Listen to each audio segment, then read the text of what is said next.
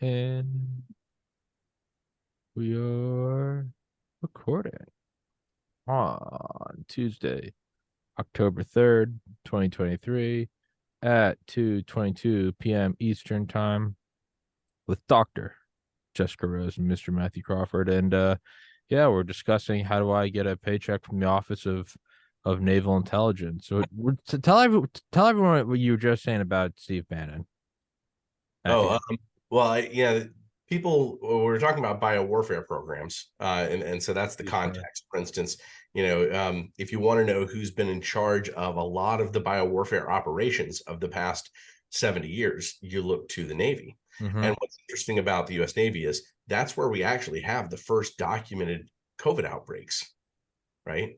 And this has been long ignored. They go Snohomish Man, or they go, Wuhan patient zero. But no, I mean, we have people being tested on Navy vessels who turned up, SARS-CoV-2 positive antibodies and whatnot when they, these are like papers published in 2020 even, and nobody talks about them.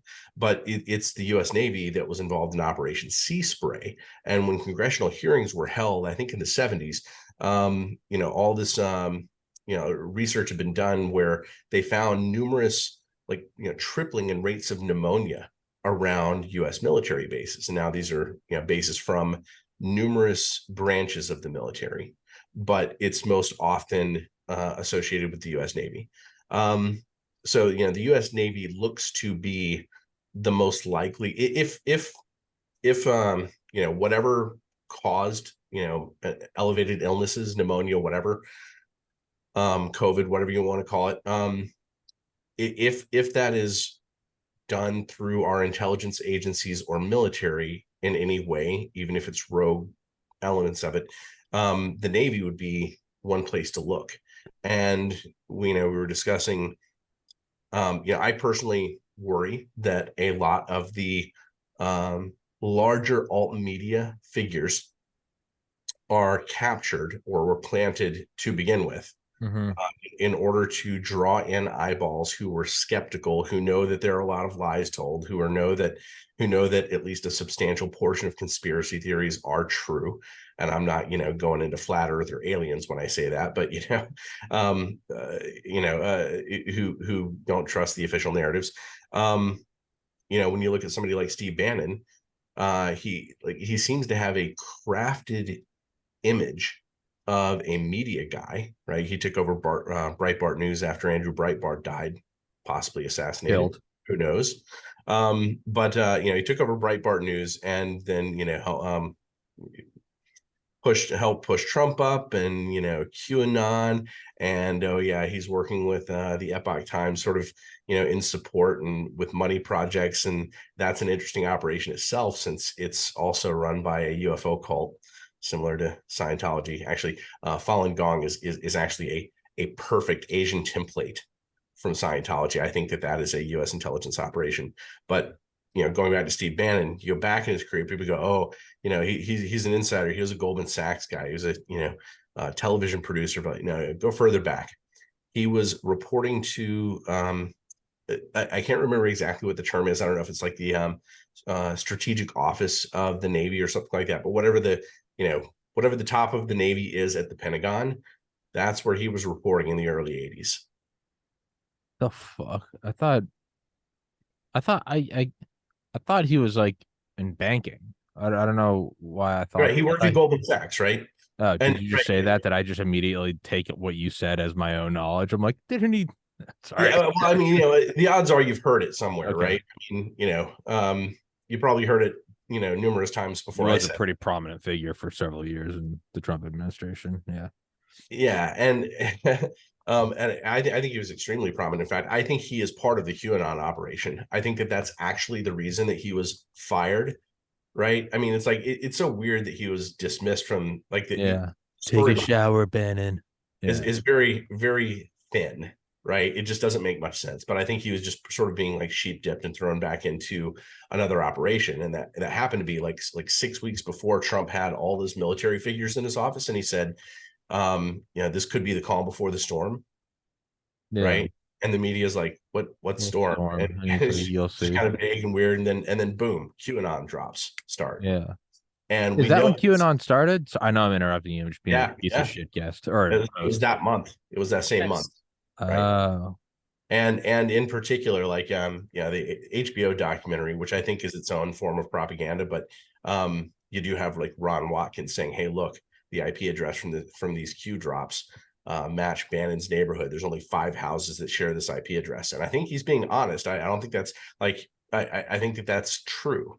I you know I that don't would be a pretty easy thing to spoof, though, right? maybe and If it is a military operation, that's like that's like elementary.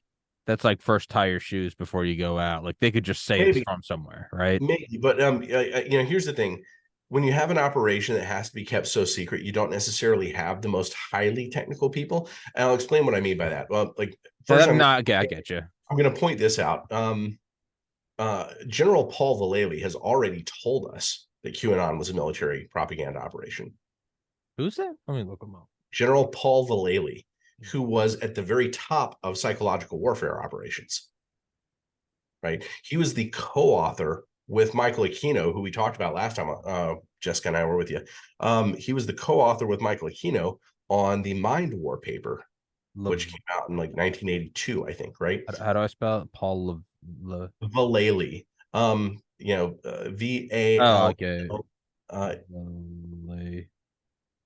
I was spelling Lavely, sorry. Vallely. Vallely. Vallely. All right. Yeah.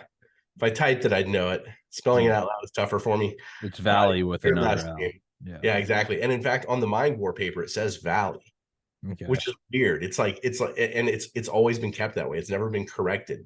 And I think that that's actually to disassociate him from the paper in a certain sort of way. But it is understood that he's the top military expert on psychological warfare operations. Jesus. And he said out loud in interviews, yeah, this was a military intelligence operation.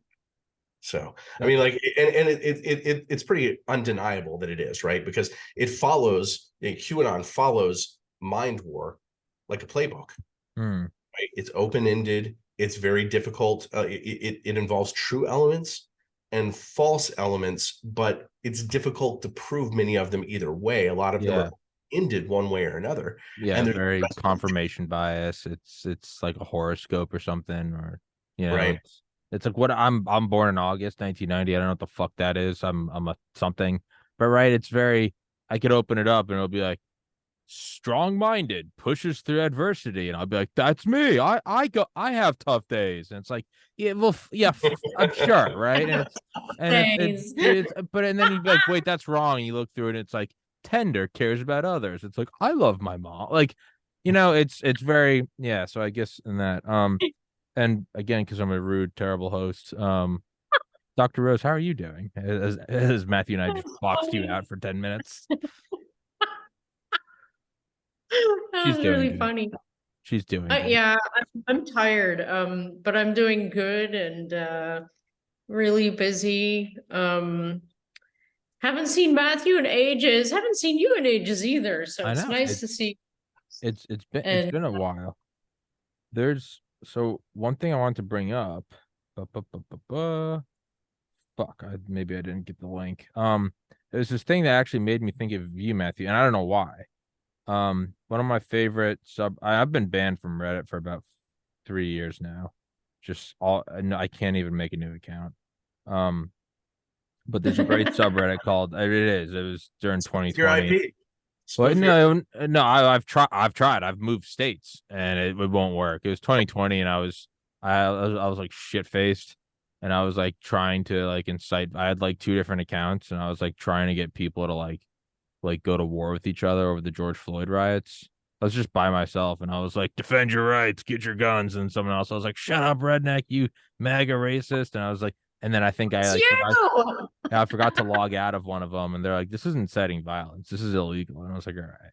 But there's a great subreddit called Special Access, and it's all about special access programs. And God knows how fucking astroturf this thing is. But as far as like subreddits go, it's it's actually really cool. It's a lot of cool information. A lot of it's it's kind of evidence for nothing we didn't know about like the SR-71 Blackbird or like the space shuttle having military payloads, but it's cool to see the receipts for things that, it gives credence to stuff, because then it allows you to, when you talk about maybe what's going on now in 2023, you don't sound as crazy. You go, well, this is what they said about, the SR-71 for 30 years. And so we can extrapolate. But there was an interesting thing, one of which is saying that Reagan's Star Wars might have actually started under Eisenhower. But another one, where is it? Fuck. But it's about, they did a test on like a psychological program about special access programs. And special access programs, as far as we know, is the highest level of classification. There probably is a classified classification, but right, secret, top secret, TSSCI. What they call compartmentalized. Yeah. Right. I think the first special access program was technically the Manhattan Project. But they're doing this test, and they ran it for, I don't know, like a couple decades. They started during the Cold War, and they found that above 125 people in a program, no matter how compartmentalized, the chances of it being leaked start to go up exponentially within like 8 years. Below 125, it's this weird asymptotic drop where you can get almost, I think they ran it for like 50 years, and obviously that's, they have to extrapolate from that. But they think if you do under 125 people, you're almost looking at close to a century of secrecy. Right. And this is why DARPA is kept to 220. It's very small. Yeah. And so they said special access programs are, once they found out the 125 number, they say special access programs, I think they try to keep under 75 or something. But that's why certain, the F-117 Nighthawk from Skunk Works, Lockheed Martin, when they showed just how small the radar return was, it got hit with a special access program. And the CEO at the time, Ben Rich, was like, this is great. And his predecessor, Clarence Kelly Johnson, who created the SR-71, I think the quote is, Ben Rich, you dumb shit. Like, do you know how fucked you just made? Basically, like, do you know how bad this is going to be now? Like, no one at the warehouse was like, no less than 2 people could ever be in a room at a time. No one could ever be left alone. You couldn't go to the bathroom without like someone signing off. Just to like right now, if we were talking, like, for me to leave, you guys would both have to agree that I'm leaving. We'd all have to sign something. Like, you literally have to put you'd have to someone sign me out. Yeah. No, but really, like, to go to the bathroom, like, you all had to like put a thing in, like, and open a safe and like sign out and be like, Tommy went to take a piss at 2:34, and like all this shit. But I thought that was kind of interesting. So to tie that back into like QAnon, is what you said is something is so small, you might not necessarily have the full technological acumen of the U.S. government, because if we're keeping it small, we're not going to waste it on someone that knows how to, spoof shit, some cryptologist. So it might be this insanely classified thing who's then using like the bumbling like boomer Reddit, like, how do I make a new account? Like, it might be that, because it's we don't want to waste one of the numbers like that. And it looks and here's why it looks like that. Right. I'm gonna try to find it. So somebody did language analysis, and they showed that the language of Q for the first half of the operation was entirely different than the second half. Right, the first half, what are the halves, are much better written, right? Like, the writing looks philosophical. Wow. The second half, you have things like 8 exclamation points at the end of a broken sentence. It's probably Trump. No, but whoever was posting like during the first half, eventually somebody cracked Q's trip code, right? Oh, it had somebody who had high level knowledge, like actual technical knowledge. Jessica just said, "Oh, so Jessica, do you know where I'm going with this?" I don't know what Jessica's familiarity is with this cryptography, but go ahead. Jessica is QAnon. No, I have no familiarity. It's just I first learned what a trip code was the other day when I wrote this article about this 4chan post from 2020. So keep going. I know nothing. Yeah. Basically, it's just, trip code is relatively low level security. If somebody decides they're going to brute force it, they're going to get you. Oh. And you know what the actual password was for Q's account was Matlock. Oh no. That's pretty actually. Which just sort of seems very Steve Bannon, but yeah, I think this was part of why I personally think that Jim and Ron Watkins took over running Q from Bannon at that time, and they're the perfect people to have taken over such an operation when you think about it, right? Jim Watkins, the father, had run 2 Channel, right? He's a guy who had created porn websites to make a bunch of money while he was still in the military. And then when he got out of the military, moved to the Philippines.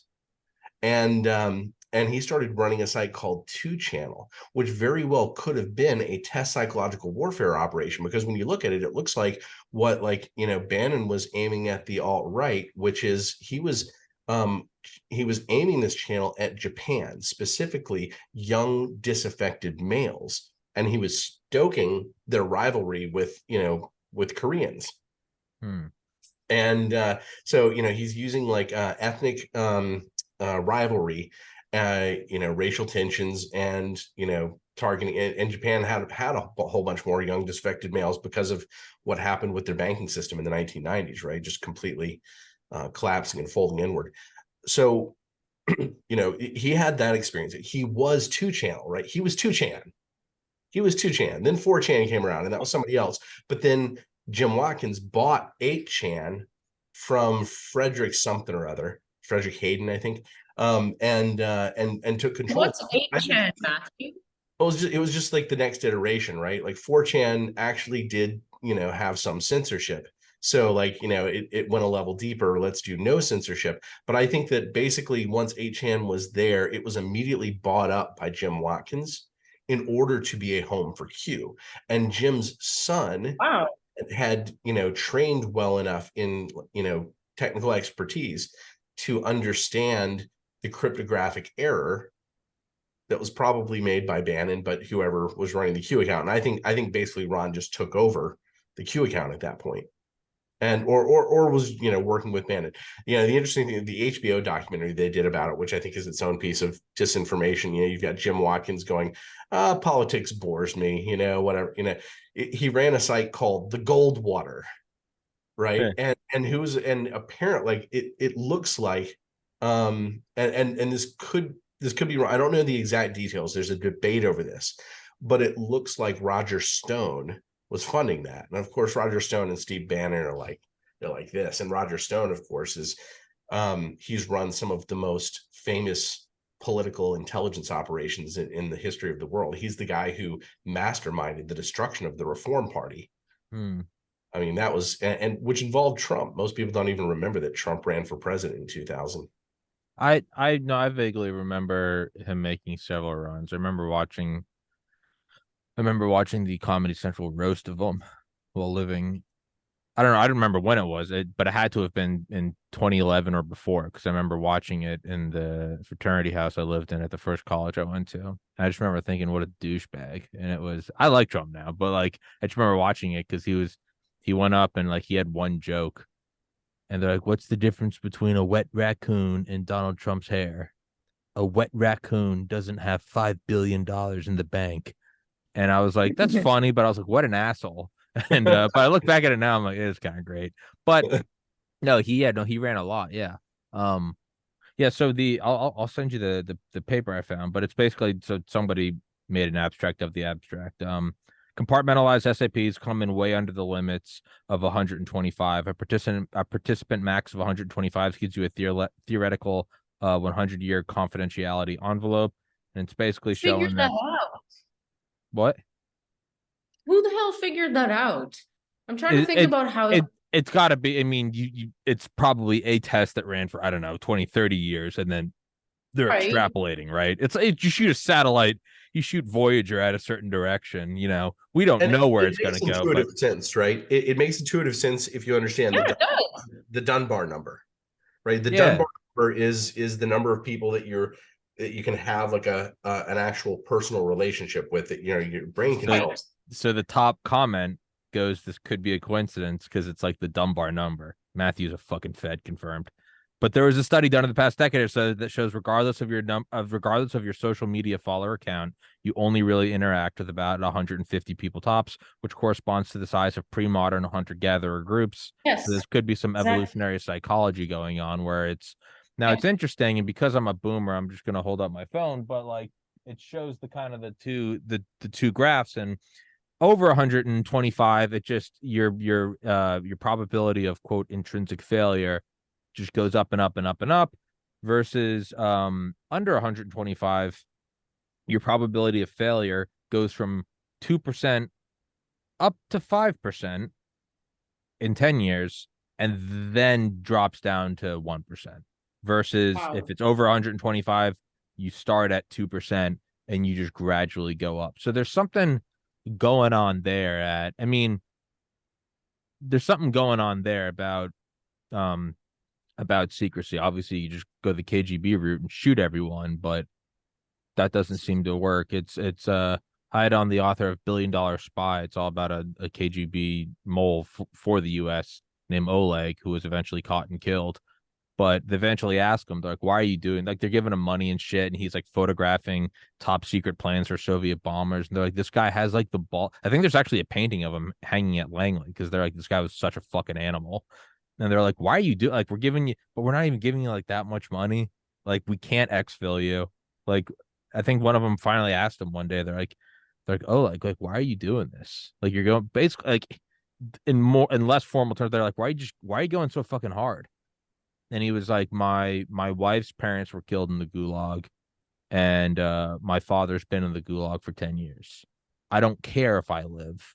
Basically, fuck these Wow. people. And so what, I forget the name of the author. I've had him on here twice. So again, I'm a terrible host, but he goes, much like we have the hidden hand of the free market, he goes, there is a hidden hand of tyranny. And it's people who, at a certain point, for no other reason than fuck you, will try to fuck you over. So maybe the KGB process of just shooting everyone doesn't actually work, because after enough of your buddies are shot, you go, fuck it, I'm going to go spill the beans. So this might actually be more accurate. Back to QAnon is, yeah, how do you compartmentalize it? Maybe they just found out the number under a certain, and what, it's only 2023. So theoretically, the first 10 years are the chance that it goes up, that it spills the beans and we find out who it is, and then kind of after that it's game over. So and I think a lot of people might, I just realized the thumbnail for this video is Russell Brand, and I don't think we've said his name once, so instead QAnon special Oh, access program, but I'm are we enjoying this supposed to more. No, I we're mean, supposed to talk? no. Matt, I asked yesterday what you talk about. Matthew said Russell Brand's in the news, and I just went, all right, that's the thumbnail. But I'm kind of enjoying this more. So Yeah, maybe we'll get to Russell yeah, Brand. we'll get a Russell at the end. Fuck You it, he's not important. You're just talking about with the Soviets. That reminds me of who the, I don't know if you say Koch brothers or Koch brothers. Coke. Koch, okay, it is Koch. Yeah. And that's what I thought too, but I started saying Koch when I first heard about them. But their father was a guy named Fred Koch. Yeah. What he the reason they're this enormously wealthy family is because Fred, he was like a real smart guy. Went to MIT, invented a new method for cracking carbon chains. And Wow. this is what a refinery does, right? And part of it is making use of gravity, to have like force. Yeah, I don't know how the methodology works, so I'm kind of pretending here, right? So but you're dropping carbon chains and having them crack into smaller chains, right? And they call that cracking. This is refining. You refine stuff down to octane size, right, for gasoline. So at the time, of course, this is the oil industry. Everything is very monopoly driven, right?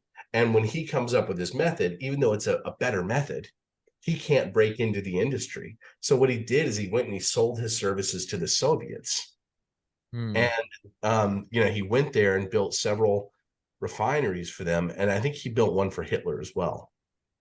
But he came back to the US and said, you know what, I want to build my industry here. I saw what it's like over there. And what he said was, at the Soviet refineries, like, an engineer does something wrong and they can no longer be trusted.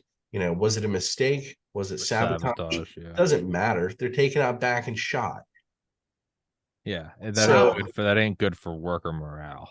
and so, for whatever may be true about the Koch family, and it may be that different members of the family you might judge differently. I don't know. But that's the reason he became, such a hardcore flag waving American, right? Yeah, I mean, that does kind of seem to be it, and we do, we roll our eyes at it sometimes, but it might just be that simple where it's like, we're like, oh, such a patriot, but it might be because none of us can even fathom that life. The things we take for granted, we go, granted, yeah, that's a backward system. It's like, no, it's not granted that's a backward system. Like Bob was shot, normally that's in the news. Right. Instead, it was state sanctioned. It's also one of those things. It's like, which version of tyranny do you want? Yeah. The version of tyranny in which you shoot everyone in order to hide your secrets, or you have tight secret communities to harbor your secrets. Which one of these turns out worse, right? Yeah. I'm not saying either one's the best society, but which one turns out worse? Well, I've always said that about the United States. Yeah, you can make a list of complaints a mile long. I think it's the least worst place. The more I learn about the United States, the more you go, God, we're not, our leaders are, we're not schoolboys. We're not Boy Scouts. It's the least worst place that has enough power to play on a global stage. Yes. And that's what and I have friends who have immigrated from Eastern Europe, former Soviet bloc nations. I had one of them on like 2 months ago, my buddy Prince from Kosovo. I was like, Prince, what do you think of the United States? Is it the best? He goes, 110%. And I was like, what do you think about people that think it's a third world country? He's like, how you'd say, dumb fuck. And I was like, there we go.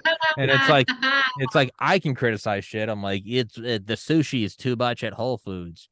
And Prince might agree with me that it is too much, but Prince is like, his dad was a journalist during the Serbian Kosovo shit in the 90s, and like his arms and legs were broken. He was left on the street because he like published an article that made Slobodan Milosevic look bad.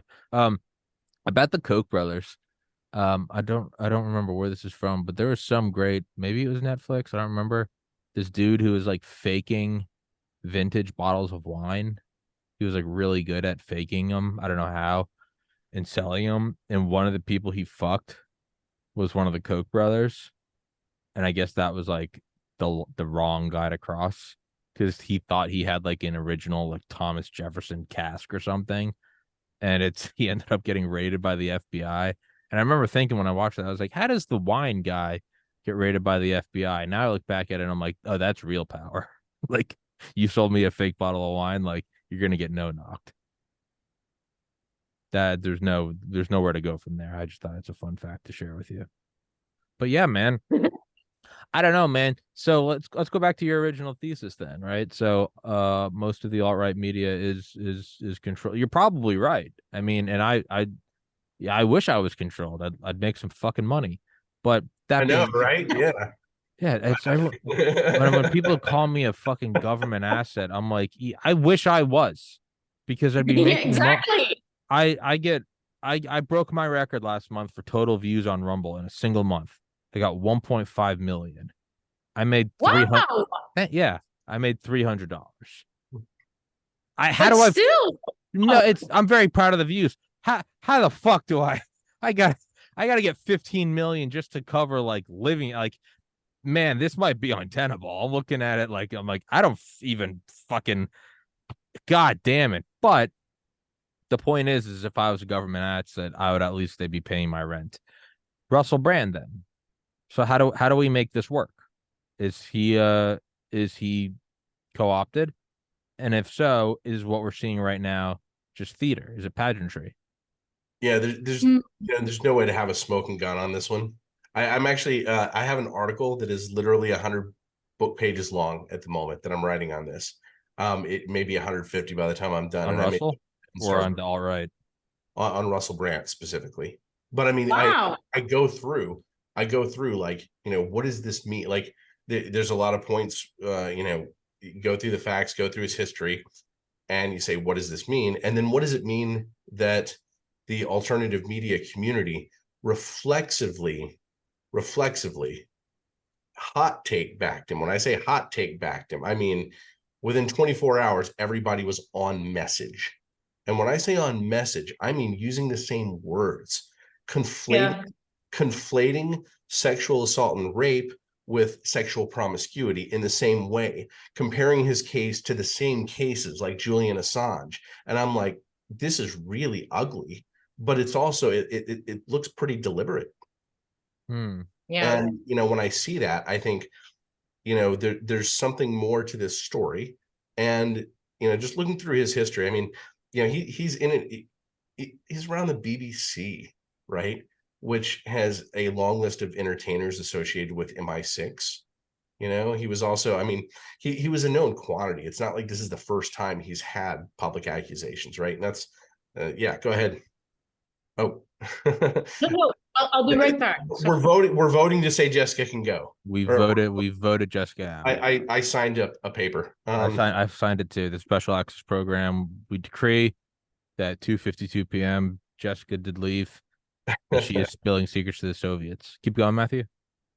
Yeah, and you know, there's some people have done videos where they show like all the occult imagery, right? The Illuminati stuff, right? He married Katy Perry, and of course she has videos that are just like chock full of Illuminati He imagery. did?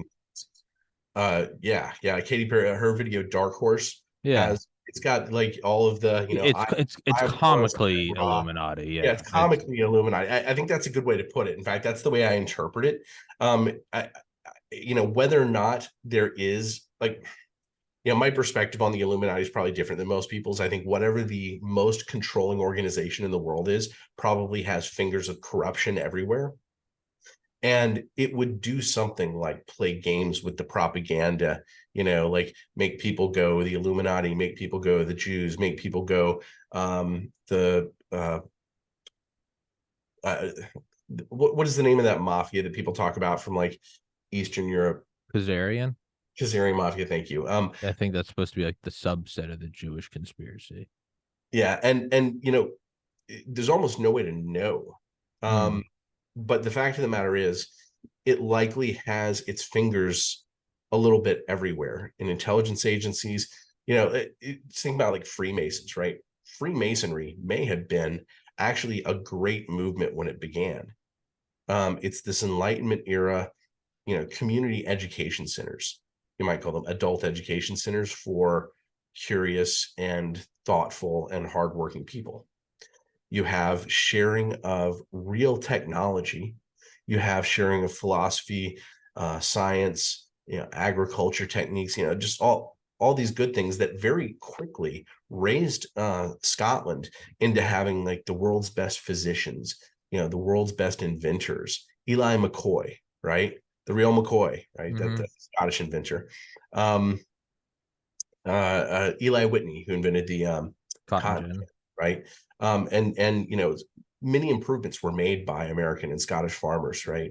You had the farmer engineers of the era who were just, you know, it was an elevated class compared to any, you know, farming age ever, right?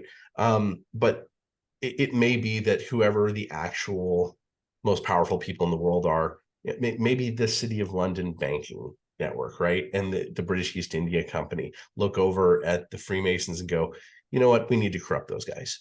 Yeah. So I mean, and it may be that some, but not all Masons were corrupted that way. But you know, you get the idea, right? So, you know, you've got all this imagery that's clearly sold into these media machines.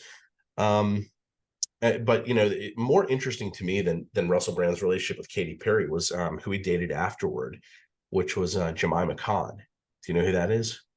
No. She was born Jemima Goldsmith. She's part of the Goldsmith banking family, which is married into the Rothschilds banking family, which is married into the there's another one that's the people who founded Deutsche Bank, Bambergers, right? Anyway, you know, all these families are intermarried, and you know, one of the Goldsmiths married into the British royal family, Camilla's brother, maybe. So, you know, I mean, that's a very deeply powerful family, but more specifically, she was the associate editor for the New Statesman. And that's the journal that's run by the Fabian Society, right? So you've got the Fabians, right? That's the wolf and, the sheep and wolves, the wolf in sheep's clothing, secret society, not so secret society, but the Fabian socialists are the eugenics pushers, right? I mean, they're the ones who push the eugenics programs around the world society, and they had a lot of overlap with the Theosophists, a lot of overlap with certain of the Masonic lodges, but very, very powerful organization, and pushers of the kind of socialism that Brand was always associated with pushing. In fact, her uncle maybe is the guy who basically invented the modern climate narrative, climate change narrative. Yeah, he was a failed businessman who started the Journal of Ecology, I believe. Founded the Journal of Ecology. I think his name was Teddy Goldsmith. He was MI6. Yeah, he was British intelligence, started this Journal of Ecology. Very first issue is just sort of like oppression, this is the way climate change is going to be viewed over the next, few decades. And it was amazingly prescient, very suspiciously so. So, like that, those are the people that he's been hanging around with. And he was like this huge fan of Jimmy Savile. Called him, offered to send his personal assistant over naked to give him a massage. Just generally icky. Rode around on For everyone top. that doesn't know, Jimmy Savile fucked dead kids at a morgue repeatedly for like years. But he would go molest kids in the hospital. Yeah, but he would also an office in a children's hospital ward. Yeah, but he also liked them dead. I hadn't heard that part, but it doesn't shock me, I guess. Yeah, no, it wasn't enough that he fucked kids. So that all these assholes knew about him and what he was doing, and they covered it all up. Of course they did. Yeah, that's it's just as gross, because it's like, I know you're not maybe committing the act, you're probably doing similar things, but that transitive property, if you're covering up for a dude fucking not just a pedophile, but fucking dead kids. There's a new word for that. Like necrophile. I don't. Yeah. If you cover that up, you're just as, up against the wall. You're just as guilty. There's this handful of people in history, like Aleister Crowley. Yeah. He was just demented, right? But he was a demented genius. He was clearly extraordinarily smart enough to be extraordinarily manipulative. He could move from community to community, and he convinced German intelligence in New York to just pull him into their circle, and then he's the one who fed them the idea of sinking the Lusitania. It's now the counterpoint. He helped organize World War I, basically. Yeah, the counterpoint to, and man, another Woodrow Wilson met with a kid.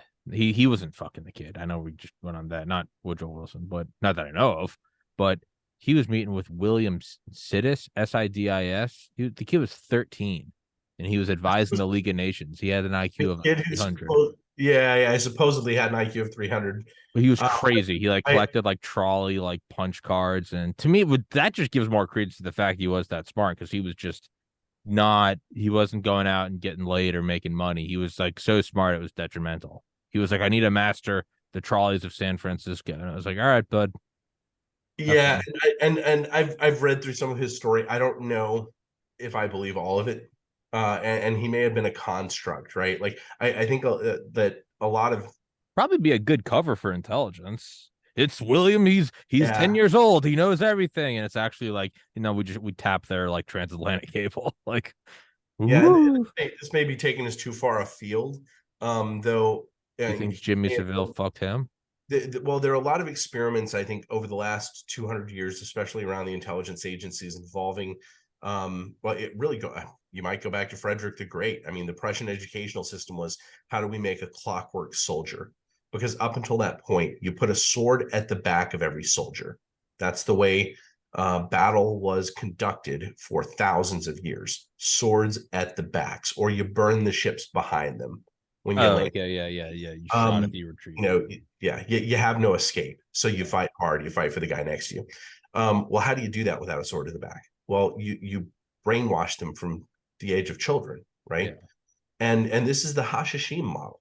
This goes back to the old man in the mountain. Yeah.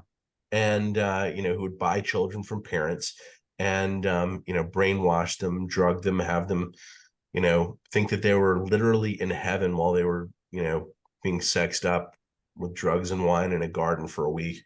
And then they would think their whole life they were just trying to get back to the garden. Yeah. And do anything for the old man in the mountain. I think that the Red Room girls in Russia, I think that the US has a lot of these programs too. In fact, I grew up in a program that I think was actually meant to be an experiment. The Red Room. What's that? What's the Red Room?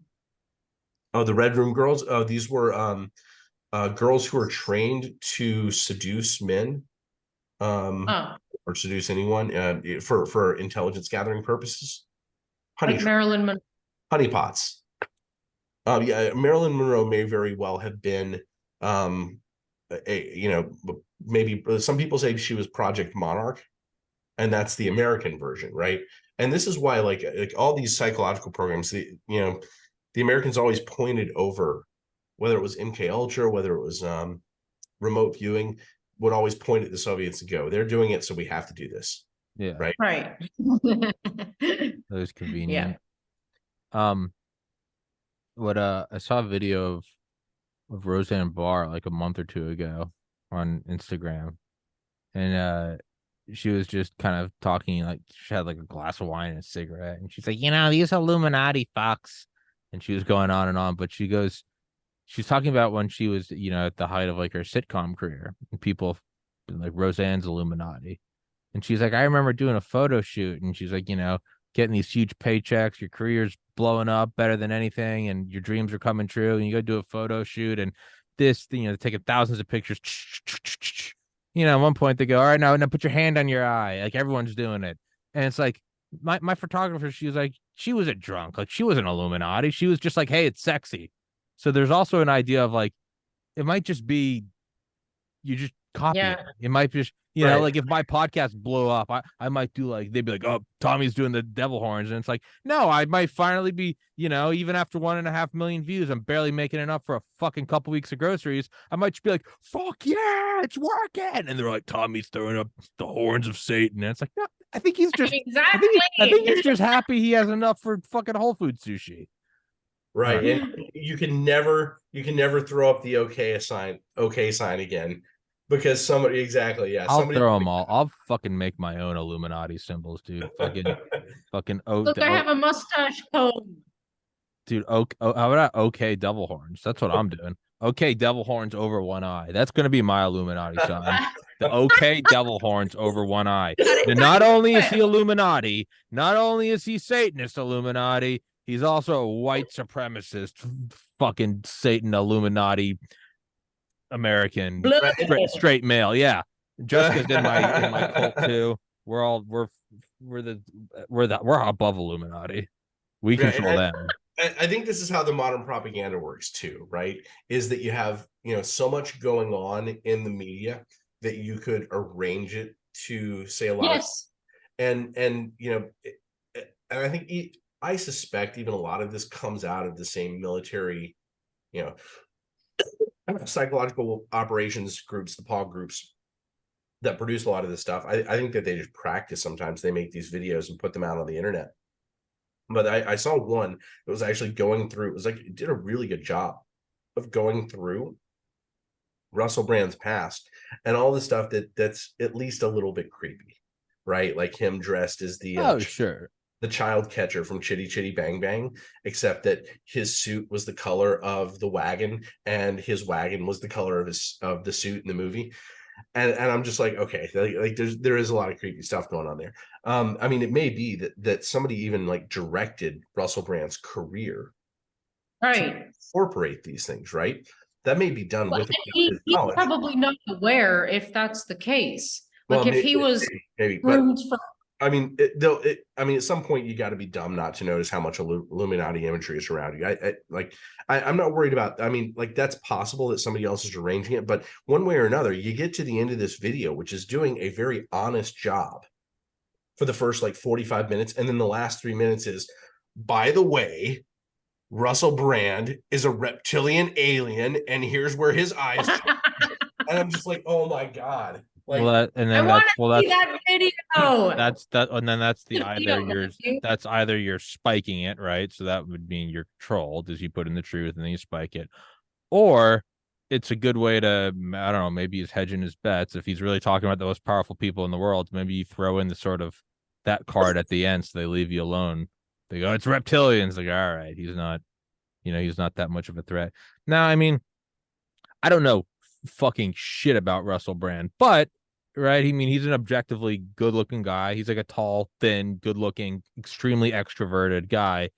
That might be a guy who's just kind of been rolling in pussy for his whole life. And yeah, maybe he, is a little more. I'm not defending him. I don't know shit about him. Now, if he pays me money, I will defend him, but he's not.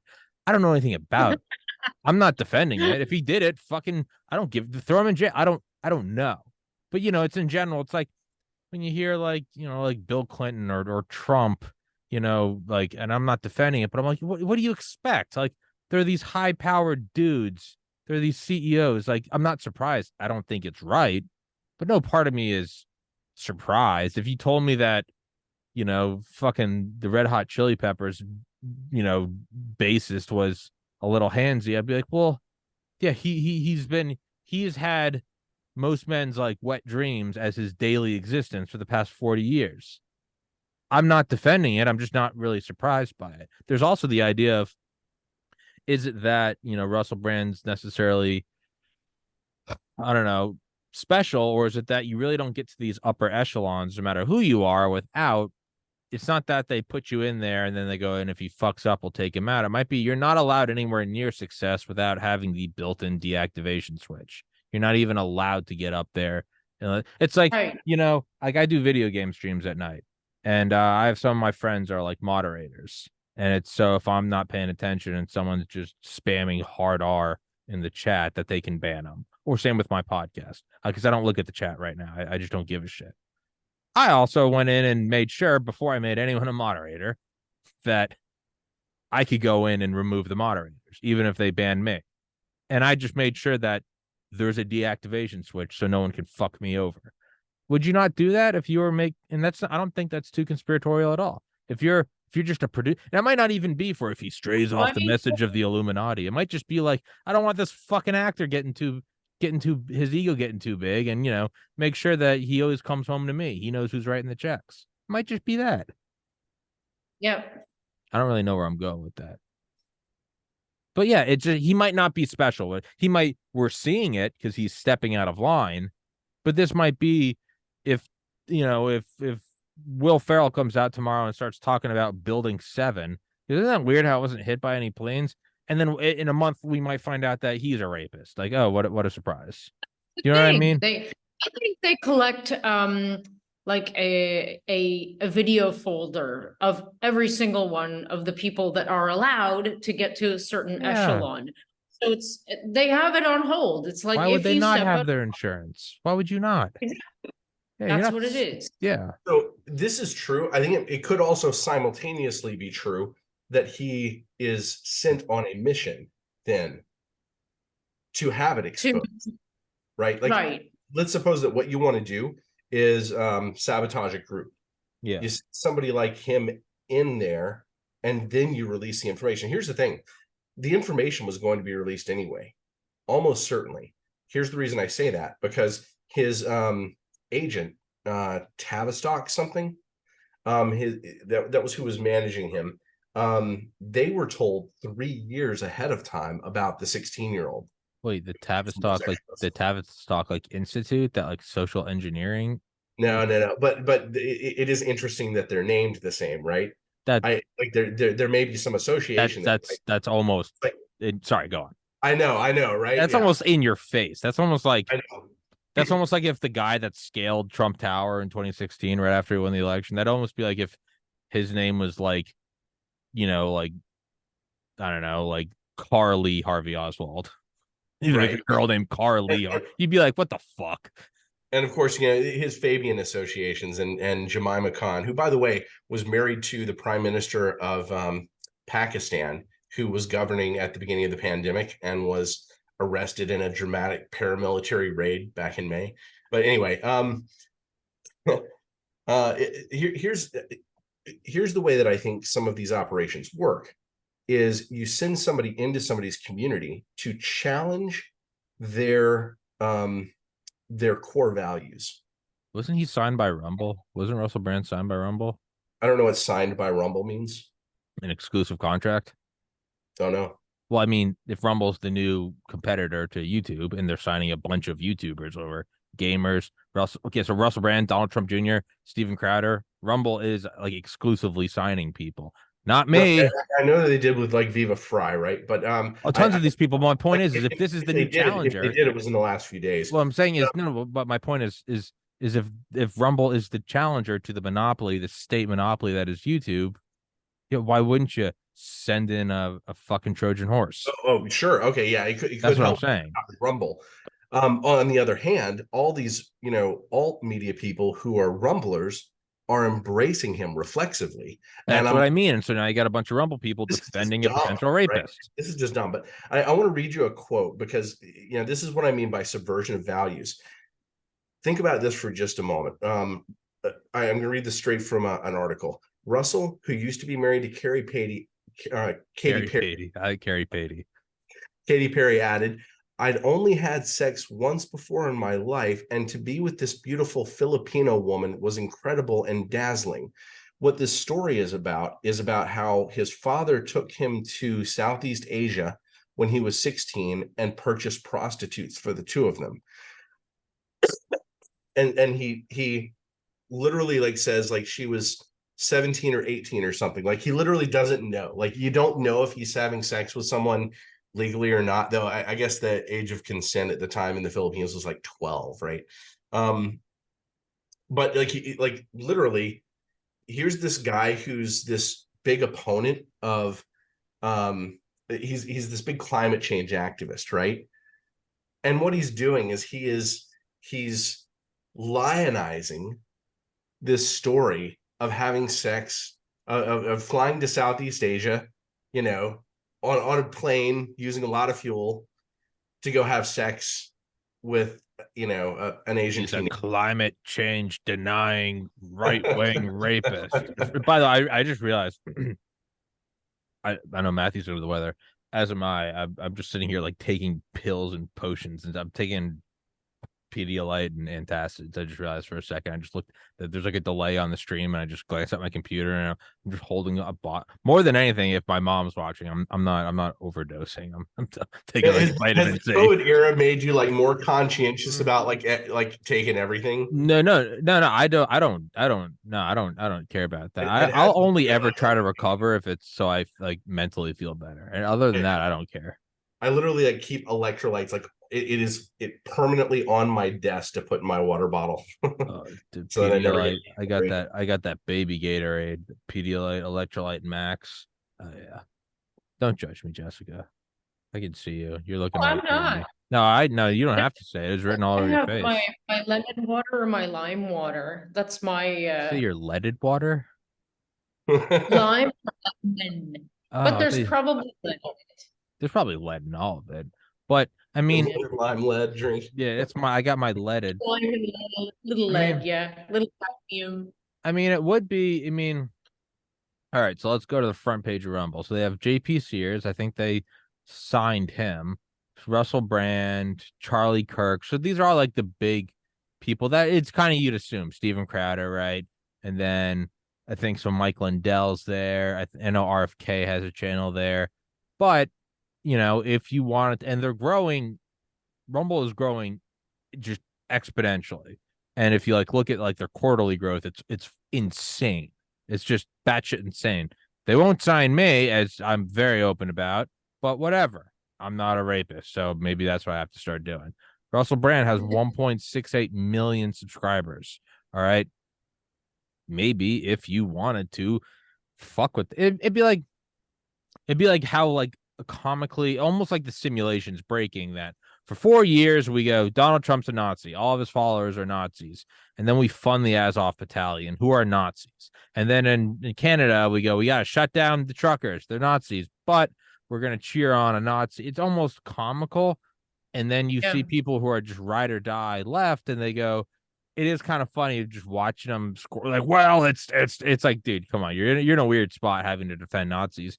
That might just be the counterpunch, is like, oh, you guys are all these weird moralists, godless, twerking in front of children, and now you're put in a weird spot where you're like, well, how old was she? What was the age of consent? It's a brilliant counter move. If that's the point, is to, and anyone associated with Rumble is, or Rumble at all, they're going to defend their investment. I don't even know if they sign him. So that might be like libel or slander.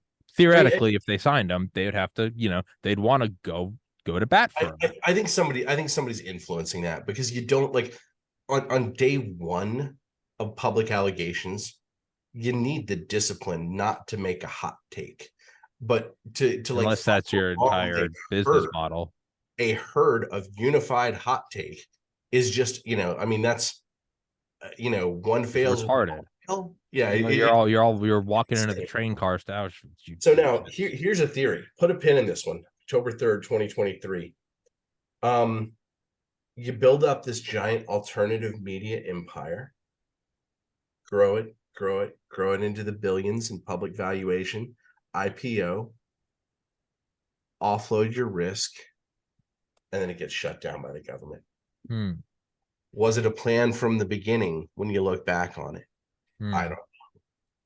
That's the way I would do it if I were an evil mastermind. I mean, if I had the puppet strings of the government, and what I wanted to do was actually suppress people, was actually put in policies that would put enough pressure on people to just sort of, subtly depopulate by just crushing people's souls a little bit at a time. That's the sort of thing that I would build in. Is, sure, you have an escape route. It's not a real escape route. We might have a real escape route when we get Web 3.0 going. If Bitcoin truly does turn out to be, a distributed system that is not easy to, hard to play whack-a-mole with, right? Then that's when you'll have a real alternative. But when you have something that the government can go off, here's the off button, we turned it off now.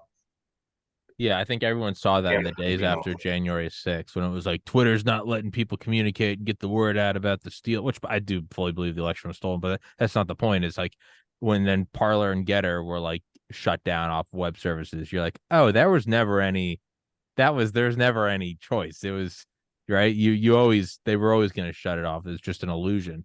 And I mean, you look at 2020, 2021, it was very much so Wild West. BitChute, Odyssey, CloutHub, Brighteon, Rumble. They were all kind of jostling, right? As someone who's like making the videos and who's banned from YouTube, none of them were really offering anything better. All their user interfaces kind of sucked balls. And then Odyssey and Rumble started to sort of break away from the pack. BitChute still looks like BitChute's like the white windowless van of video websites. It's just something about it. Wait, which one? BitChute is the what of? It's the pedophile van. There's something about BitChute that's like, it has not improved in one iota in 4 years, which makes me think it's probably like a Fed operation. But you would low budget operation, no matter what it is. Yeah, but it hasn't gotten better. Every other website, my point is every other one, even smaller ones like CloutHub and Brighteon, over maybe it takes 6 months, they get a little bit better. You see an improvement here, an improvement there. Odyssey and Rumble, they get better every like 2 months. You notice it. Shoot, like 1 out of 6 times you click a saved link, like it won't even play the video. As someone that had to upload, BitChute's the only website ever that you'd upload, and then you get the end of it and process it, and then you couldn't play the video. So it's just this Russian roulette of, I hope it uploads. But my point is I remember in my manic mind thinking, I was like, well, if I can get signed by one of them any day now, and then 3 years later, I'm like, any day now, if I could just get some money, any reasonable amount of money. And when I say signed, I don't mean $1 million. I mean enough to pay my fucking rent, but I'll stop venting there. I'm very angry about this. But I remember thinking like, well, you'd wanna wait and see which ones break away from the pack. Because it was still very what's going on. We don't know which one's gonna break away. To me, it's very clear now, and I'm still on all of them, and I receive next to no money from any of them. So I can speak candidly. Rumble's pretty much broken away in terms of the rate at which their user interface, that they have like gaming and not just politics, and it's starting to look more. This is how I know Rumble's succeeding, is because you're starting to see the thumbnails that make you want to blow your brains out when You it's know just what like else is Rumble though, and this one irritates me. yeah, YouTube. I mean, like, it's like, okay, YouTube's been around longer. It's more advanced. Obviously, they've had more time to engineer things. The little button, the little bell that says there are videos that you want to see that you haven't seen. Come on, just Rumble. Give me that yeah, that notification. Just a yeah, little red dot. yeah, Just give me that little red dot. yeah. It's the reason why, and I've said this before, the reason why I know Rumble is getting better and bigger is because you're seeing the thumbnails that make you want to blow your brains out. And that is a girl with 9 pounds of makeup on and her cleavage showing and the white outline. And she's going, he said what? And it's like, it's fucking the face, and it's like a gun, and it's like a police officer. Like, I don't know, just some fucking lowbrow humor.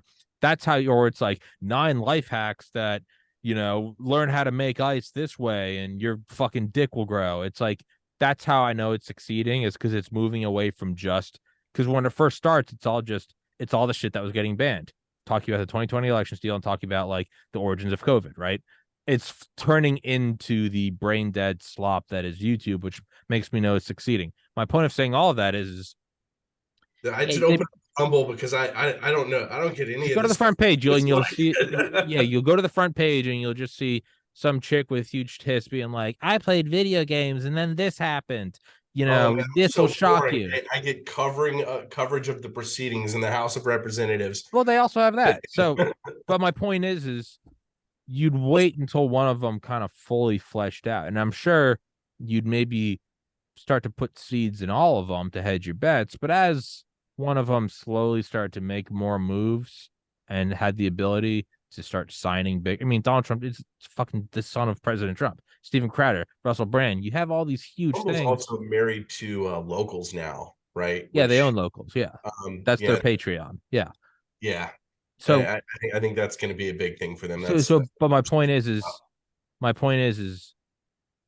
this is the one that's breaking away. Now you go, that's the thing. It's the fake escape route. It's not, I don't think it's conspiratorial at all to have your fucking fingers in it, to fucking own it, to go, because the in an ideal dictator world, you just have YouTube and everyone's on YouTube. And that lasted for a while, and they probably war gamed it. And they're like, probably before the pandemic, it was like, in the event of there is something where we want to shut down all free speech, be it a war in Iraq 2.0, pandemic, whatever, you can pretty much shut everything down for a solid 12 months because there are no alternative platforms. But like evolution, other platforms break off. And then you got like another year or so before they become mature. In an ideal world, you'll have one like YouTube where you can monopolize everything. And they did. Think of 2020. There was no escape. You couldn't do anything. If YouTube said you're out, you're out. But yeah, Jessica, you can go. Yeah. Yeah, that was fast. Yeah, we know that it's very late for you. You can just say you gotta go to sleep. Yeah, I know you're in, so you're like 15 I hours. don't want to interrupt though. It's a great conversation. Just don't give us any respect, Jessica. Just full Matt Damon. Just Matt Damon. That's never gonna happen, Tommy. I'm always gonna. I know. I will say. Let's. I was gonna say, so last night somebody asked like who's on tomorrow. I was like Dr. Rose and Mathew Crawford, and they're like, what are you gonna talk about? And I was like, I think we're gonna talk about Russell Brand, but I'll tell you right now, it's eventually gonna end with the Illuminati, artificial intelligence, and cats. And I go, that's where it always goes. So I go, spoiler alert, that's where it's gonna go. We haven't hit on AI yet, but we've gone Illuminati, and the cat was crawling around earlier. So okay, so like we always do, the next episode will be about AI and robotics. Okay, please. Okay. Sure. And let's not let this like be as long, duration Yeah, that was between. that. Y'all gotta harass me. It's I've this is a one man operation. Everyone listening, thinking whether or not you should join the locals for the Patreon. This is a one man operation. I have no secretary that's like, it's been a while since you've talked to Jess. I have no fucking idea. I just have thoughts that I think I was in the gym yesterday and I was like, fuck, I haven't talked to Mathew Jessica forever. Like, hey, are you guys like? That's how this show is run. I didn't Band-Aids even and, realize and we've been in toothpaste. here for like I didn't realize it was it's almost 3:30 your time. Go to bed. Yeah. Jessica. Have a good night. Like get your sleep. Get up and surf in the morning and Well, I wish I haven't been doing that. There's too many people, so I have to wait until they're like most of them are gone so I can enjoy myself. So usually when I go, it's like 10 or 11. It's a bit windy, but yeah. I need one more thing before I go. I need to start getting up at 4 again. I'm very, very functional at 4 in the morning. Really? And then I have these, yeah, because there's no noise. There's no fucking dogs barking. Sorry. There's no dogs barking. There's no like beep beep beep beep beeps. And it's like, I go to bed. cough.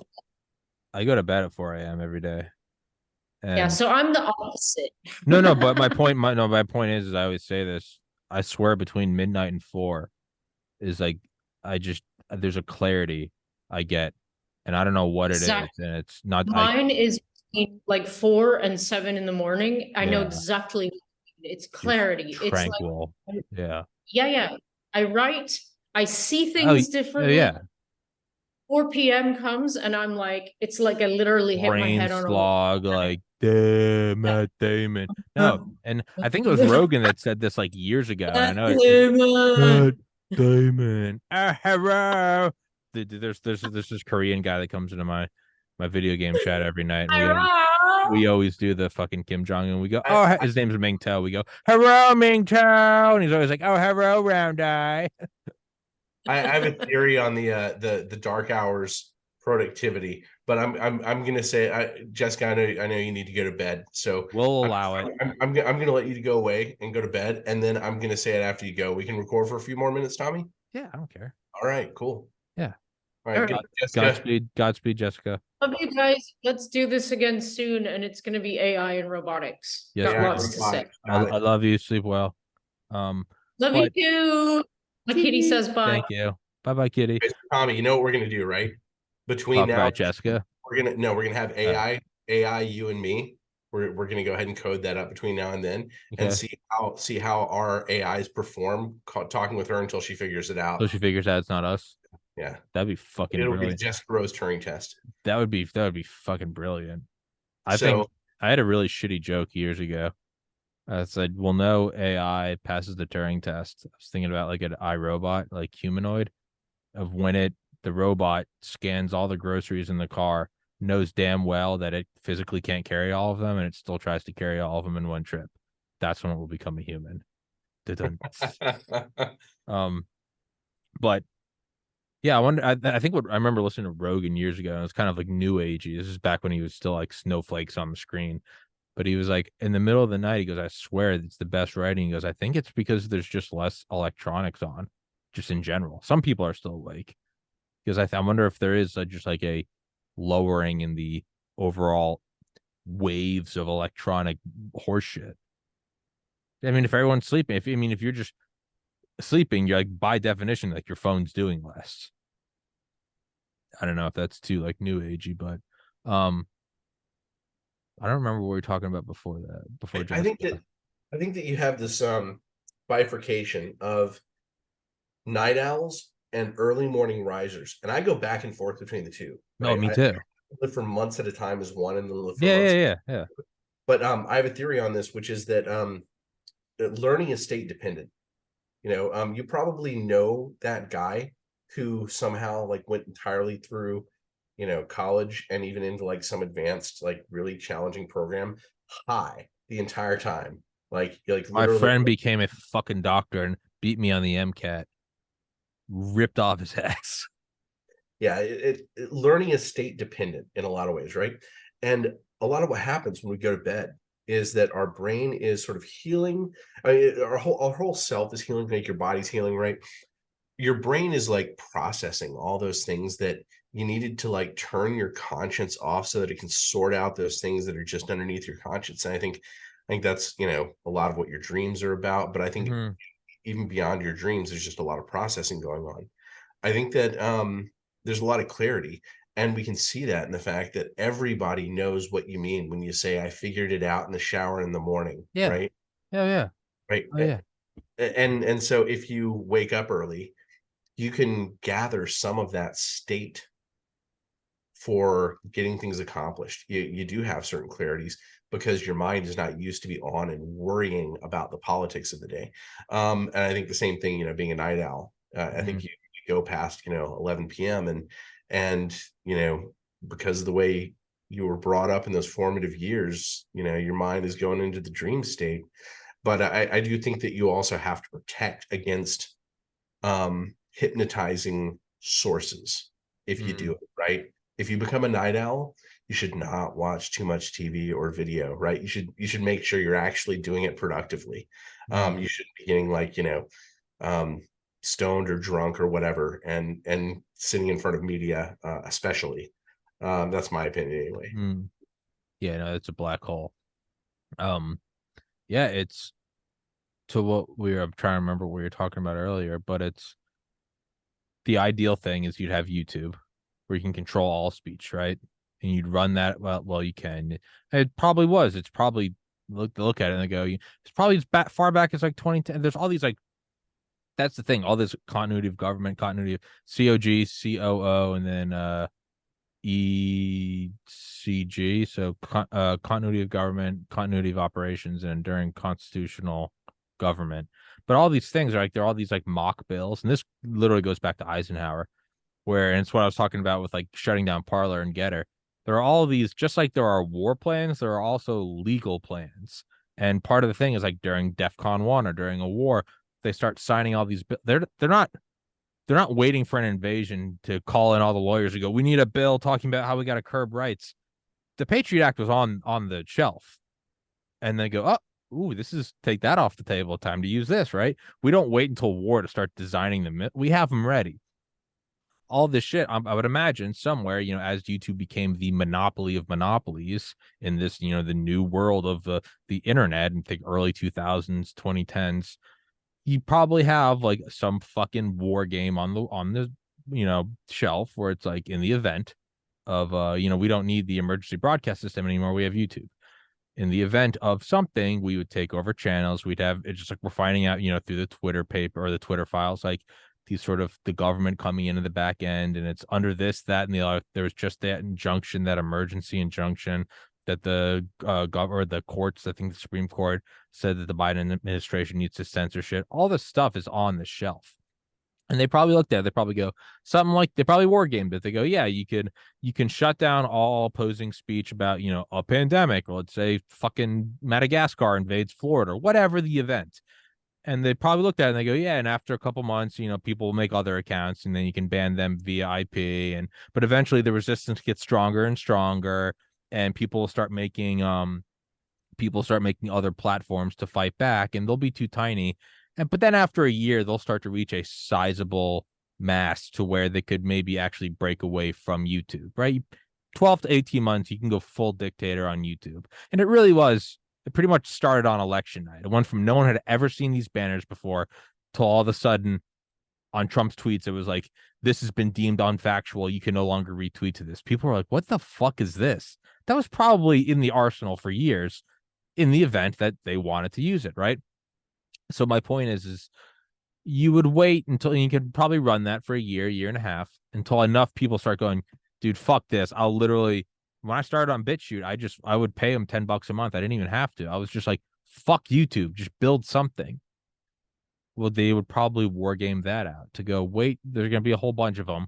Wait till one of them gets the biggest, infiltrate that. And then that will be the false promised land. And this goes hand in hand with my theory that, whatever people think the Illuminati is not it. It's not, whatever the invisible hierarchy is, it is invisible. And that no matter what you, like, if you try to organize something, if that thing grows, they will target it for infiltration and corruption. It just like it doesn't take too much time to realize that it makes sense that way, right?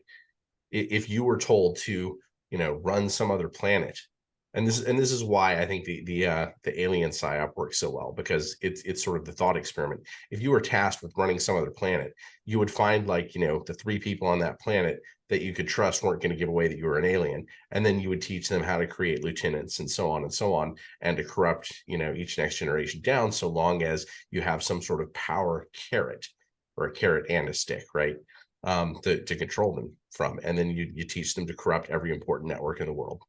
I'm trying to find the Terrence McKenna quote. I can't find it, but he goes, go ahead. He goes, somebody's like, aren't you? Because remember, he was talking about it was not accepted. He died in 2000. The weed was not legal. This is all still right. And I remember somebody asked him in like the 80s or early 90s, he was giving some lecture, and they go, how do you stay under the radar? And he goes, use big words, keep the group small. He was basically saying, don't. He goes, you live in a fascist dictatorship, accept that and move forward. He goes, I'm not trying to usurp them. I know I won't win. I'm going to try to spread truth where I can. Use big words, keep the group small. So it's like, and like the camera pans out. It's in like a library of a community college, and there's like 12 people there clapping. And, he's talking about he's like, the innate felt presence of the consciousness after now, and the time wave zero of the ultimate year. He's like just talking riddles. That's right. Because that's how you keep the government agents out. Keep the group small. Use big words, keep the group small. Yeah, or that, yeah.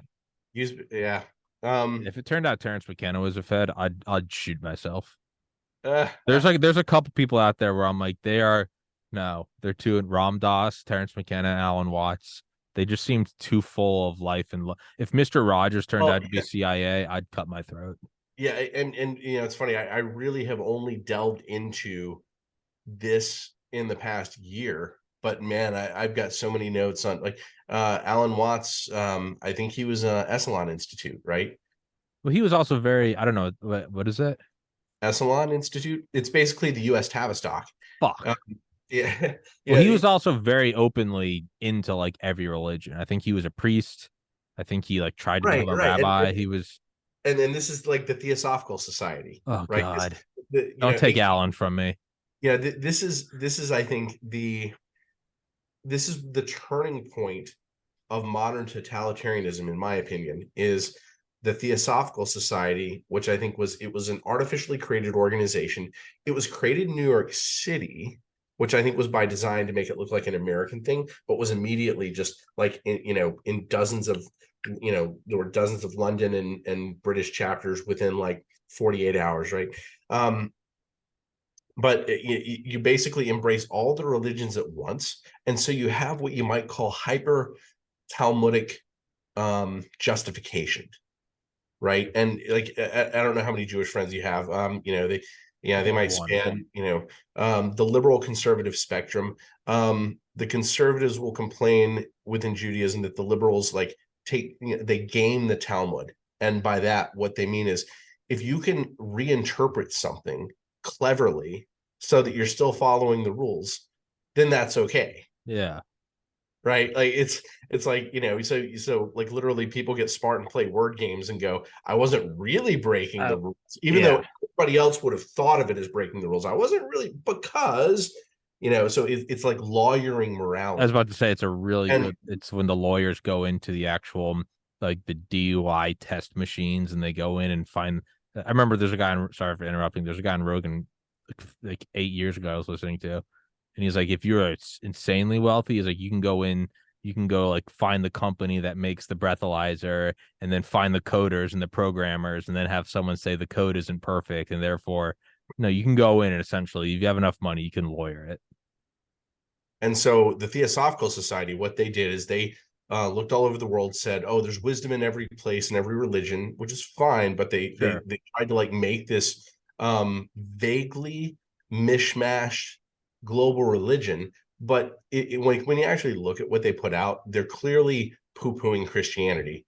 And I think that's because that's what they're really competing with in the West. But then they're also like throwing in like weird alien stuff. It becomes an alien cult very quickly.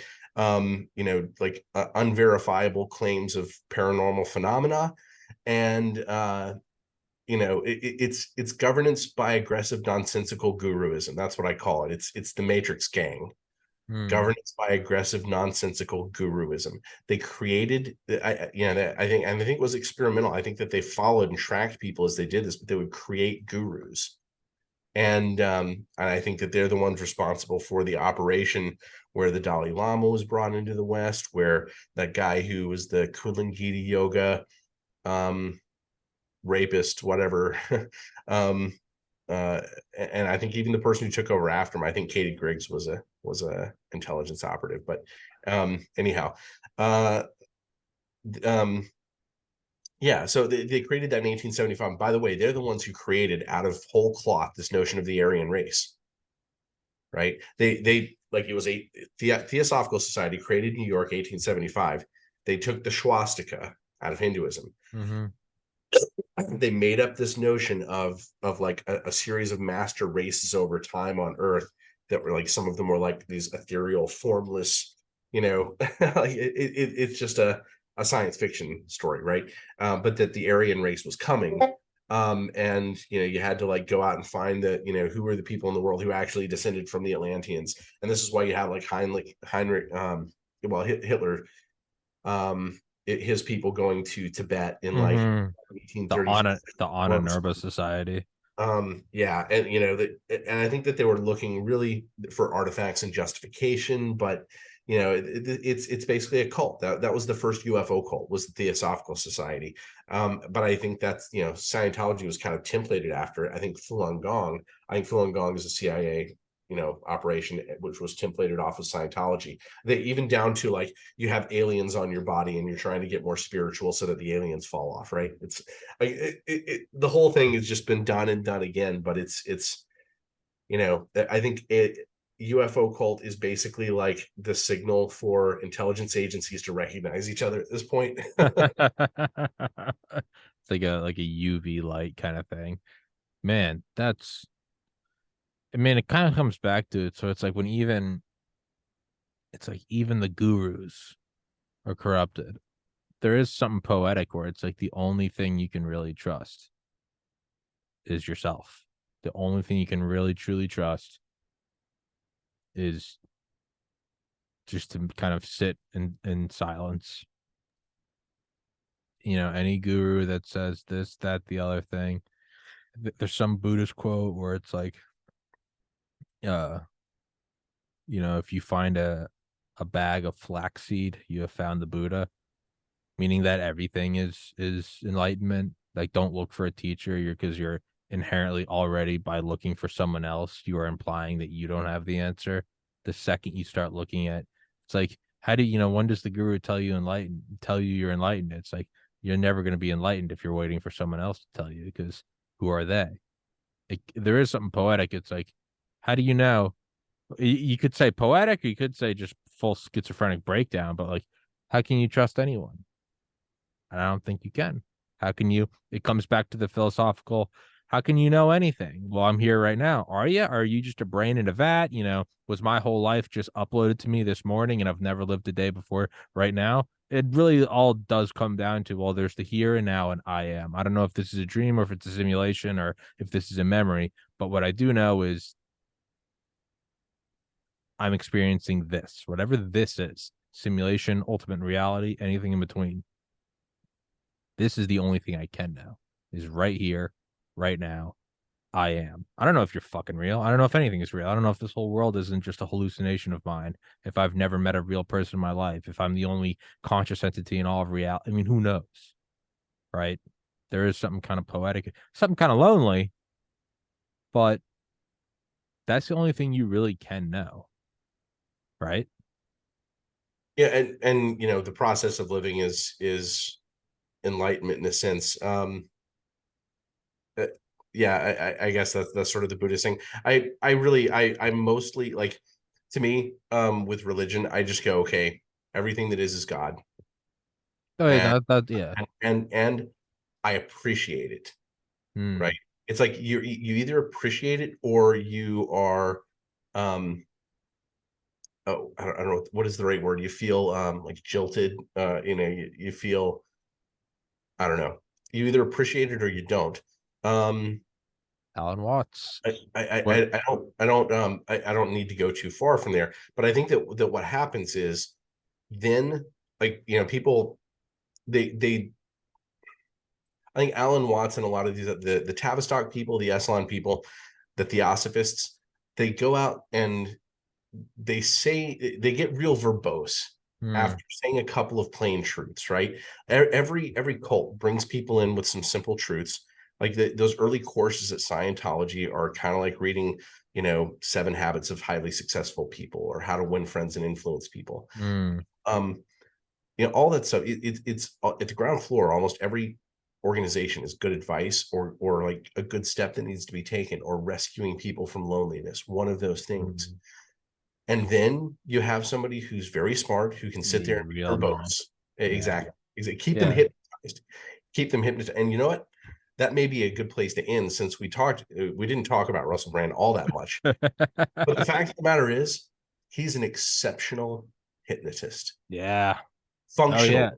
I believe he was probably trained to do it, but if he wasn't, he's exceptional at it anyway. Oh, I don't care what he talks about. I never watch him, but I mean, everyone's just to see a clip of him. It is fun to just.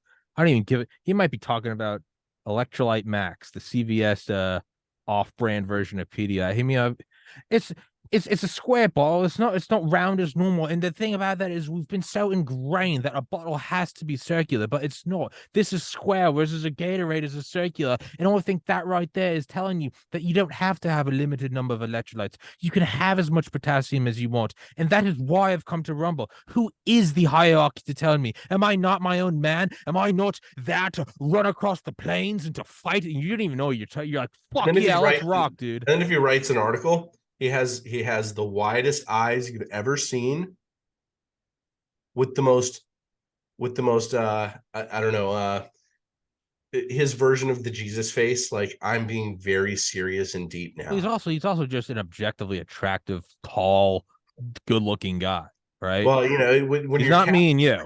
He's not me and you. when you're casting for gurus, you got to go there, right? Of course, half of it has to be, man, I just love this music. I just love this actress so much. No, you don't. You just want to fuck her. That's like 90% of it. No, we will wrap up with that. But I was gonna say something I do like about Alan Watts and Ram Dass is finding out they're just humans. Alan Watts was a raging alcoholic who was a piece of shit to his kids. Ram Dass had a son and he had no idea, allegedly. And the son's like, no, he knew who I was and he just wouldn't talk to me. There's something a little more human about that where you go, oh, I am this. It's like, Alan Watts is an alcoholic who lived on a boat. Right. It's an important thing to recognize, but does that make you think more of him or less? I mean, to me, that just says, oh yeah. I mean, that like the whole That makes me take the truth a little more. If someone was untouchable, I'd go, to me it says this is a narcissist, and this is and like that. But to me, I like that more, because the fact that when I first heard him, I identified with that truth, and then you find out they're a piece of shit, doesn't make the truth any less. Whoever fucking if who knows, maybe Isaac Newton was a pedophile, doesn't make Newtonian physics any less real. Yeah, and so they're reeling you in, though. They want you to associate that truth with them, right? That truth didn't originate with him. No. Just separate the two, and remember that that's the goal of the guru, is to find truths that people need to hear, or truths or things that sounds like truth. It doesn't have to be truth. It could just be something that sounds good, but that people are looking for, and feed it to them. Give people what they want. I stopped reading Alan Watts, I think, back in 2014. Ironically enough, because of one of his quotes. And his quote was about acid. He said, once you've received the message, hang up the phone. I discovered him in October 2013. Lost my brother to suicide in April 2014. And I read him a little more because it's just all about death. And I don't think I've read or listened to him since. I'd listened to him nonstop for like 6-7 months and then stopped. So I haven't listened to Ram Dass, and probably since like 2017. And who knows? Maybe this is my own ego coming in defensively now. I'm like, no, Mathew, they didn't reel me in. I'm a strong boy now. Now I'm addicted to Mathew Crawford. I'm different now. It's to me, I like it because you go, that's the truth. You know, Bill Clinton balanced the budget. He was also a rapist. Eisenhower cheated on his wife, cheated on May May with his fucking driver Kate Summersby. But he led the largest amphibious invasion in the history of man. But you know, life's Patton cheated on his wife, right? FDR died in Warm Springs, Georgia, with his mistress. If my dad cheated on my mom, I'd probably fucking kill him. But I look at these figures. At a certain point, when are you allowed to go? One broken marriage, but defeated Nazism. I mean, not really, because we ended up bringing the Nazis over and we funded the rise of the Third Reich. But that's not here nor there. You get what I'm saying? You know, I distinguish. I guess like everybody's flawed, right? Yes, it makes them more real. If someone's perfect, I'm like, something's fucked. But I guess the message that I'm thinking about, or like the lesson that I've been focusing on a lot in my reading and research this year, is that social control happens through the creation of gurus, you know, organized cults. Mm-hmm. And you know, like I said, I think Falun Gong is a CIA created template of Scientology that was planted in China after the failed Tiananmen, which was probably an intended color revolution that failed. Okay. I think that the US's next power projection onto China that was very difficult for China to call out was the creation of Falun Gong. And this is why the creator Falun Gong was Hongwei or something. I can't remember, but he's in like a 500-acre compound in upstate New York protected by the CIA. Right?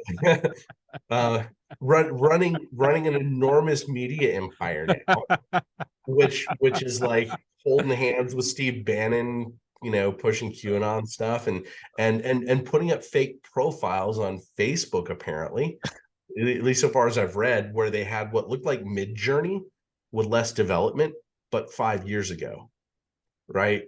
They tell me that's not an intelligence relationship. So, it's like, okay, everybody's flawed, like that's what it is. But it's important to dissect the gurus in order to be a free thinking person, and so that when you have your community or your project where you work with 125 people, it's real and it's in your interest, instead of just being the following of a parasocial relationship of a designed leader who's building up followers for the top of the invisible pyramid. Because I think that's the totalitarian game, I believe. Yeah. When am I gonna get corrupted and welcome into this elite circle? Because I've done the calculations of how much it takes for me. I'm 33. I'm not married. I don't have any ex-wife. I have no kids. I have no pets. 33, top of the Masonic pyramid. Oof. I've calculated I need about 40 grand a year to run the podcast and to not have to work, because I do this all day, every day. For every episode, there's setting it up. There's the books I have to read. I had an author on last week, Richard Striner. I spent 2 straight days of 12 hours a day listening to his book just to knock it out about Eisenhower. So this is a full-time job. I need like 40 grand a year to run this. So I don't even need like selling my soul for $1 trillion. No, you don't need to sell your soul.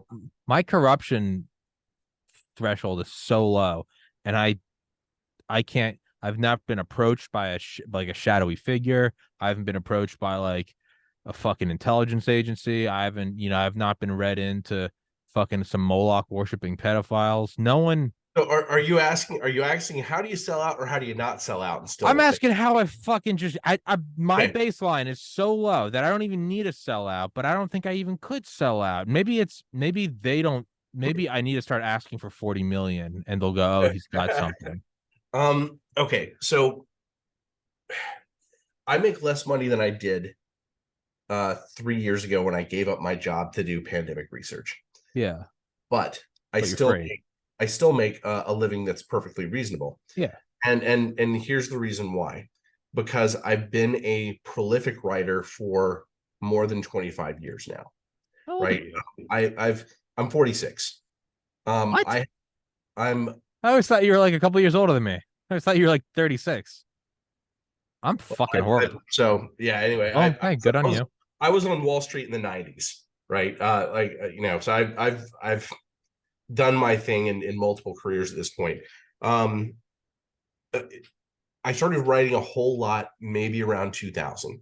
And since then, I have written or co-written 10 books, but I've written, so many thousands of blog posts and this and that. Before I was writing Substack, yeah, I'll just tell you, I have 20,000, over 20,000 pages of notes on the pandemic. And I think that my Substack writing is at this point probably in book pages on the order of 5,000. I could probably have published 15 books out of my Substack writing, and that's been done in 2.5 years. But it was pretty intense. You practice something for 20 something years and you just get better and better at it to the point that it's like, I write what would be like 12 book pages some afternoon and people go, oh, this is an awesome article, except that it's an awesome article, not, and not all of them are, but if it is one, it's because I was doing it for 20 something years consistently, writing millions of words, and you keep doing something and it just becomes natural and you get better and better. I'm not as good a speaker as I am a writer, right? It's because I haven't practiced it as much. Sure.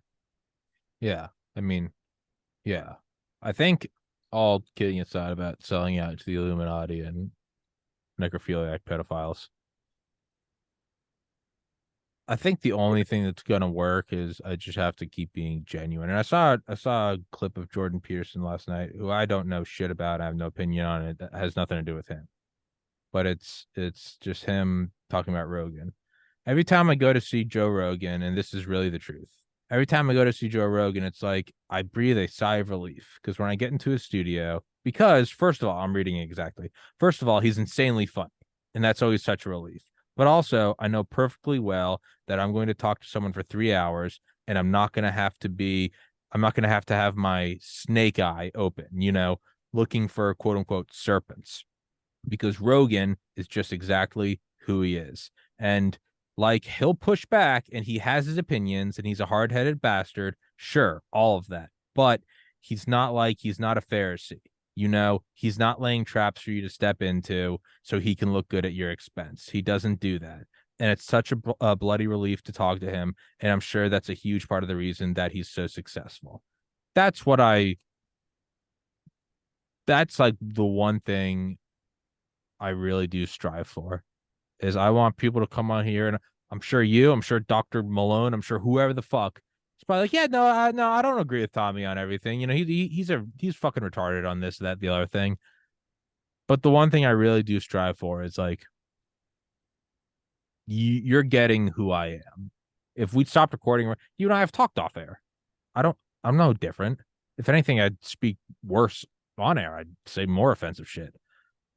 That's kind of the only thing I want, is I want people to talk to me and be like, you know what, dude, that guy is who he is. And, God willing, the show blows up, and in 10 years, and if there's some Russell Brand accusation, I want you to be like, I know him, dude, and he's too stupid to get that hot of a girl. I'm telling you, he didn't do that. Like, that's what I want, right? I want there to just be that's why I keep having you and like Dr. Rose back on. That's why I have on all the guests I have on.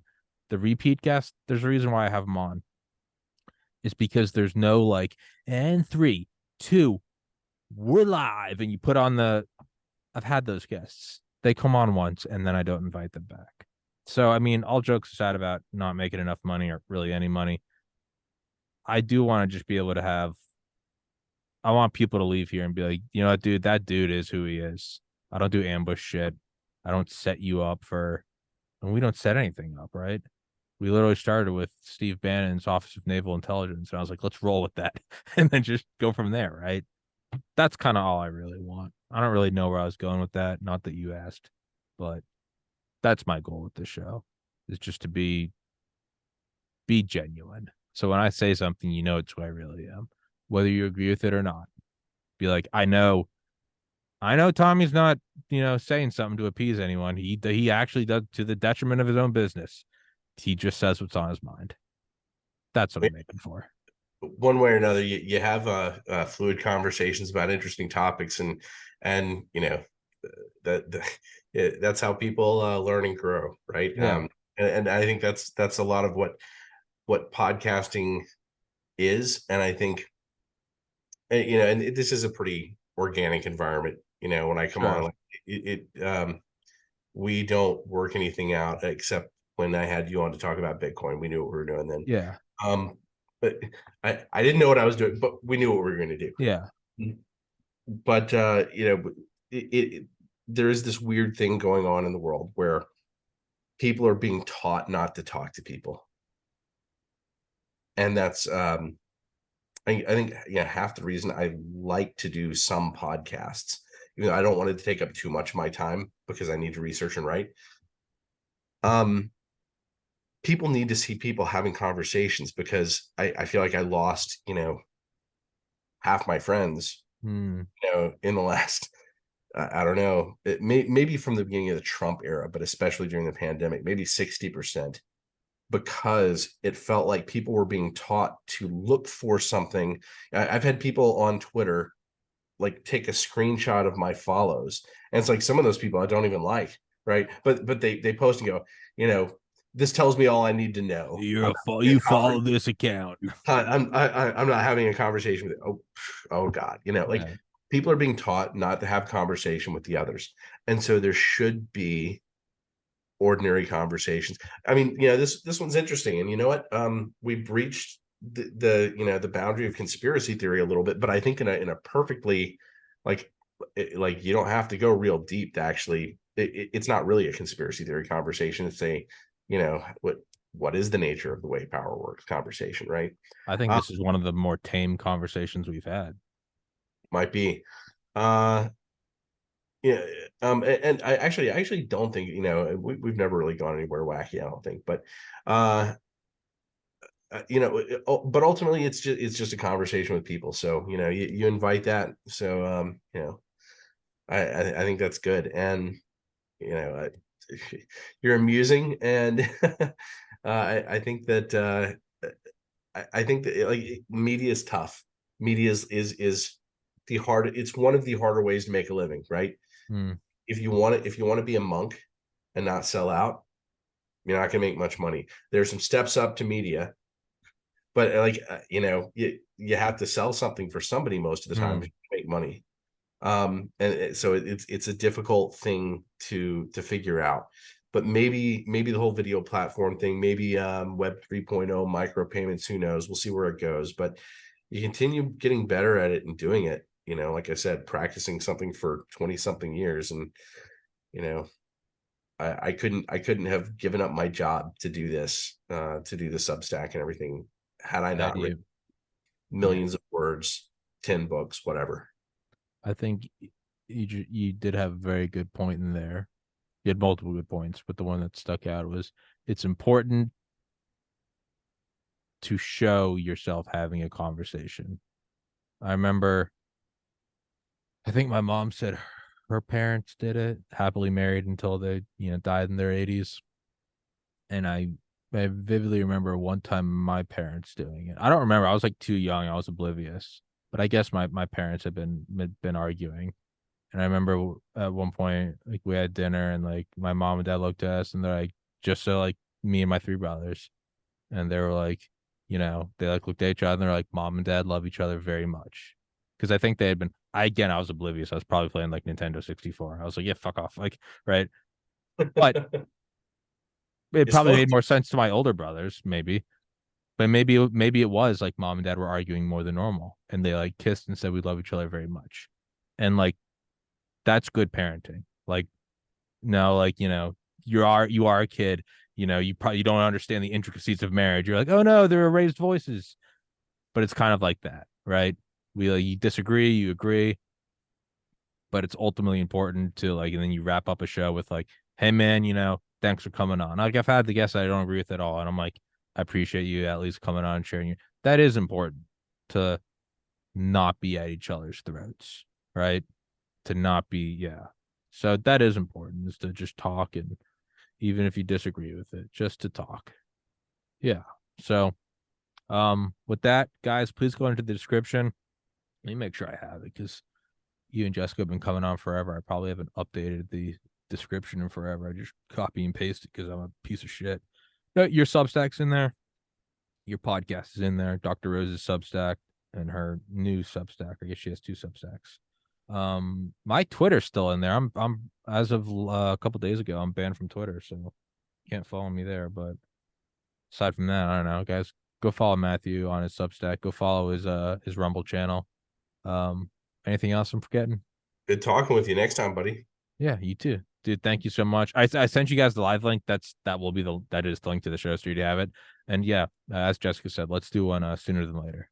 Awesome. Take care, buddy. All right, dude. Thank you so much, guys. Thank you so much for watching. Please go in the description. Please go follow him and Dr. Rose, all that good shit. Till next time. Thank you so much, guys. Take care. God bless.